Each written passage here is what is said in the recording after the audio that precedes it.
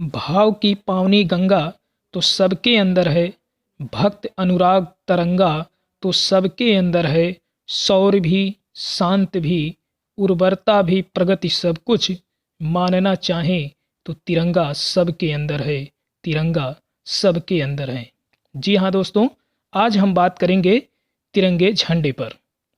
तिरंगा झंडा देश की आन, देश की शान, देश की मान।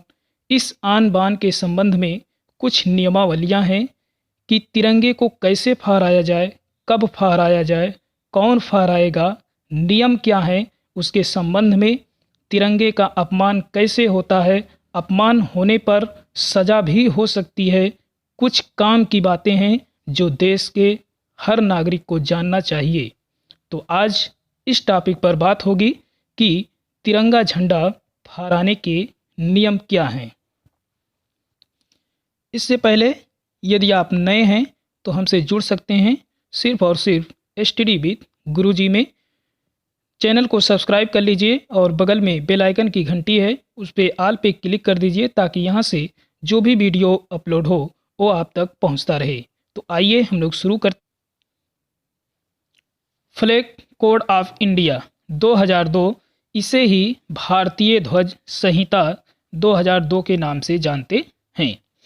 भारतीय ध्वज का अधिकार सबको 26 जनवरी 2000 को दिया गया और इसमें यह बताया गया कि भारतीय ध्वज को कैसे फहराना है एवं इसका प्रयोग कैसे करना है, और इसे ही भारतीय ध्वज संहिता कहा गया। यानी भारतीय ध्वज फहराने का जो अधिकार हमें मिला, यानी आम लोगों को जो मिला, वो 26 जनवरी 2002 को मिला। इसीलिए इसे फ्लैग कोड ऑफ इंडिया का नाम दिया गया, या इसी को कहा गया भारतीय ध्वज संहिता 2002। और इसे किस तरह से फहराना है, इसका प्रयोग कैसे करना है, इसी को भारतीय ध्वज संहिता के नाम से जानते हैं। आइए जानते हैं कि झंडा फहराने के नियम क्या हैं। इसमें पहला पॉइंट देखिएगा कि जब भी झंडा फहराया जाए तो उसे सम्मानपूर्ण स्थान दिया जाए, उसे ऐसी जगह लगाया जाए जहां से स्पष्ट रूप से दिखाई पड़े। अगला पॉइंट है, झंडा केवल राष्ट्रीय शोक पर ही आधा झुका होना चाहिए। आइए इसी क्रम में आगे बढ़ेंगे। आगे है दोस्तों कि किसी दूसरे झंडा या पताका को राष्ट्रीय झंडा से ऊंचा या ऊपर नहीं लगाया जाएगा, ना ही बराबर रखा जाएगा। यानी हमारा जो राष्ट्रीय झंडा है वो सबसे ऊंचा होगा, उसके अगल बगल बाजू में कोई झंडा नहीं रखा जाएगा। चौथा नियम बताया गया कि झंडे पर कुछ भी लिखा या छपा नहीं होना चाहिए, क्योंकि ये कानूनन अपराध है। इसी क्रम में आगे बढ़ेंगे। जब झंडा फट जाए या मैला हो जाए तो उसे एकांत में पूरा नष्ट किया जाए। आगे है दोस्तों कि झंडा किसी अधिकारी की गाड़ी पर लगाया जाए तो उसे सामने की ओर बीचों बीच गाड़ी के दाहिनी ओर लगाया जाना चाहिए। और इसमें एक बात और बताया गया कि यदि कोई अतिथि हमारे देश में आता है तो अगर एक ही गाड़ी पर दोनों अतिथि बैठे हैं तो दाहिनी ओर हमारे देश का झंडा होगा और बाईं ओर उस देश की जो अतिथि आया है उस देश का झंडा लगाया जाएगा। अगला पॉइंट है कि राष्ट्रीय झंडे का निर्माण हाथ से काटे गए और हाथ से बुने गए धागे या ऊन या खादी के कपड़े का बना होना चाहिए। आइए इसी क्रम में आगे बढ़ेंगे। ये पॉइंट है दोस्तों, ये झंडा फहराने के नियम से संबंधित ये नियम बताए गए हैं दोस्तों, इसको जानना चाहिए, प्रत्येक नागरिक का एक कर्तव्य भी है। 8वां नंबर है कि जनता द्वारा राष्ट्रीय सांस्कृतिक अवसरों पर कागज के बने झंडों को फहराया जा सकता है, लेकिन ऐसे झंडों को जमीन पर नहीं फेंका जाना चाहिए। यदि ऐसा होता है तो सम्मानपूर्वक उठाया जाना चाहिए। कहने का मतलब है कि जनता द्वारा जो सांस्कृतिक अवसरों पर कागज के बने जो झंडे फहराए जाते हैं, वो झंडे यदि ज़मीन पर गिर जाते हैं तो उसे सम्मानपूर्वक उठाया जाना चाहिए। अगला है, झंडे को वाहन, नाव, वायुयान इत्यादि को ढकने के लिए इस्तेमाल नहीं किया जाना चाहिए। यानी ऊपरी हिस्से पर जो छतरी की तरह जो लगाया जाता है उसमें इसका प्रयोग नहीं किया जाएगा। अगला है झंडे का प्रयोग किसी वर्दी या पोशाक में नहीं किया जाएगा, न ही झंडे को रुमाल, तकियों या अन्य ड्रेस पर मुद्रित किया जाएगा। आगे है किसी व्यक्ति या वस्तु को सलामी देने के लिए झंडे को कभी झुकाया नहीं जाएगा, यानी किसी व्यक्ति को या वस्तु को सलामी देने के लिए झंडे को कभी नहीं झुकाया जाएगा। ये भारतीय ध्वज संहिता 2002 में ये बातें बताई गई हैं। आइए इसी कड़ी में आगे बढ़ेंगे।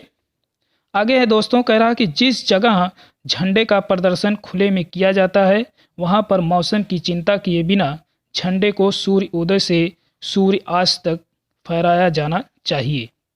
अगला है भारतीय नागरिक अब रात में भी झंडा फहरा सकते हैं। इसके लिए शर्त होगी कि झंडे का पोल इतना लंबा हो कि झंडा दूर से दिखाई दे और झंडा खुद भी चमके। ये देखिएगा टाइपिंग में मिस्टेक हो गया दोस्तों, यहाँ होगा चमके। कि भारतीय नागरिक अब रात में भी झंडा फहरा सकते हैं। पहले ऐसा नियम नहीं था कि रात में फहरा सकें, लेकिन अब रात में भी फहराया जा सकता है। इसके लिए शर्त होगी कि झंडे का पोल यानी उसकी जो पाइप होगी इतना लंबा हो कि झंडा दूर से दिखाई दे और झंडा खुद भी चमके। आइए इसी क्रम में आगे बढ़ेंगे। हाँ दोस्तों, आगे है कि भारतीय तिरंगे से संबंधित तथ्य जो कि परीक्षा में पूछे जाते हैं। आइए उनको जान लेते हैं। पहला पॉइंट है कि भारतीय राष्ट्रीय ध्वज को भारतीय संविधान में 22 जुलाई 1947 को अपनाया या अंगीकृत किया गया। पूछा जा सकता है कि हमारे भारतीय ध्वज को भारतीय संविधान में कब अपनाया गया, तो 22 जुलाई 1947 को। अगला पॉइंट है झंडा फहराने का अधिकार सबको 26 जनवरी 2002 से मिला। अगला पॉइंट है जिसे फ्लैग कोड ऑफ इंडिया या भारतीय ध्वज संहिता के नाम से जाना जाता है। तो इन पॉइंटों को ध्यान में रखिएगा, ये प्रश्न में कभी कभार पूछ लिए जाते हैं और प्रश्न के हिसाब से ना देखें इसे। हमारे भारत देश में प्रत्येक नागरिक का ये अधिकार भी है इसे जानना भी, क्योंकि ये हमारे देश का प्रतीक चिन्ह भी है। अगला पॉइंट है तीसरा, अनुच्छेद 19A के तहत झंडा फहराने का अधिकार अब मूल अधिकार है, यानी सबको अधिकार हो गया है। ये मूल अधिकार की श्रेणी में से रखा गया है कि सभी लोग झंडा फहरा सकते हैं। अगला पॉइंट देखिएगा कि भारतीय राष्ट्रीय ध्वज का डिजाइन पिंगाली बकैया ने तैयार किया था। तो आपसे पूछा जा सकता है कि भारतीय राष्ट्रीय ध्वज का डिजाइन किसने तैयार किया था, तो ये तैयार किए थे पिंगाली बकैया। आइए इसी क्रम में आगे बढ़ेंगे। आगे है दोस्तों, कह रहा है कि भारतीय राष्ट्रीय ध्वज का लंबाई और चौड़ाई का अनुपात 3:2 एवं चौड़ाई और लंबाई का अनुपात 2:3 है। कहने का मतलब है कि जो ये हमारी जो लंबाई है यानी ये वाला भाग ये आपका है 3 और ये जो चौड़ाई का भाग है ये है 2। तो इस तरह से जो भारतीय राष्ट्रीय ध्वज की जो लंबाई और चौड़ाई का अनुपात होता है वो होता है 3:2। यदि उसी का विपरीत में पूछा जाए कि चौड़ाई और लंबाई का अनुपात, तो आपका हो जाएगा 2:3। इसी क्रम में भारत के तिरंगे झंडे में चरखे की जगह चक्र 22 जुलाई 1947 में अस्तित्व में आया। पहले तिरंगे झंडे में चरखे का चक्र होता था, लेकिन बाद में इसे 22 जुलाई 1947 में ये चक्र लाया गया और ये चक्र था अशोक स्तंभ से, सारनाथ स्थित अशोक स्तंभ से लिया गया था और लाने वाले थे डॉक्टर भीमराव अंबेडकर। इसी क्रम में आगे बढ़ेंगे कि भारतीय राष्ट्रीय ध्वज के मध्य में बना चक्र सारनाथ स्थित अशोक चक्र से लिया गया है। आइए इसी क्रम में आगे बढ़ते हैं। दोस्तों ये वीडियो आप लोगों को अच्छा लगे तो अधिक से अधिक लाइक करें और शेयर भी करें। अगला है दोस्तों, इसमें कह रहा है कि भारतीय राष्ट्रीय ध्वज में स्थित चक्र का रंग गहरा नीला है। तो भारतीय राष्ट्रीय ध्वज में स्थित जो चक्र का रंग है ये देख रहे हैं आप तिरंगे झंडे में, इसका जो रंग है दोस्तों ये होता है गहरा नीला। तो आपसे पूछा जा सकता है कि भारतीय राष्ट्रीय ध्वज में जो स्थित चक्र होता है वो किस रंग का होता है, तो ये होता है गहरा नीला। अगला पॉइंट है कि इसी चक्र में 24 तीलियां हैं जो प्रगति के मार्ग को दर्शाती हैं।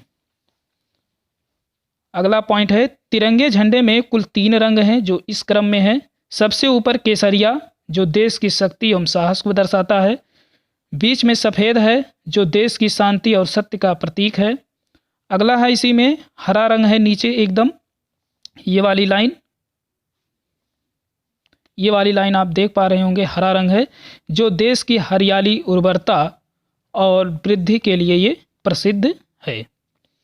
तो ये थे दोस्तों कि जो भारतीय तिरंगे से संबंधित जो आपके 3 रंग हैं, केसरिया, सफ़ेद और हरा, ये कभी कभी क्रम इसका पूछ लिया जाता है।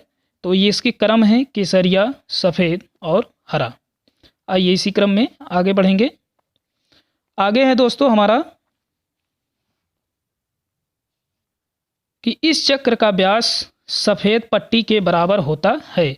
जो ये चक्र है आपका दोस्तों, ये जो चक्र आप देख रहे हैं, ये चक्र जो होता है, ये बीच में जो सफ़ेद पट्टी है उसी के बराबर में ये होता है।